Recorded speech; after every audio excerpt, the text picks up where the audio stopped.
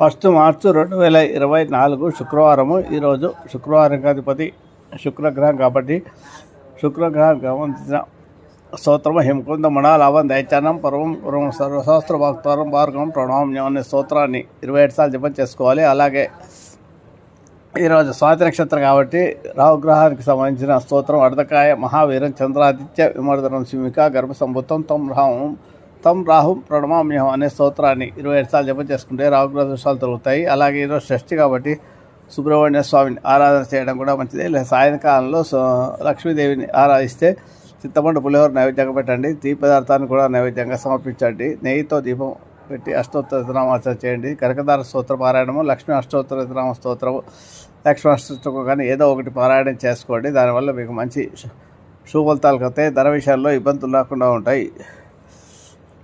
ఓం శ్రీ మహాదేవ విష్ణు తన్నో లక్ష్మీ ప్రచోదయ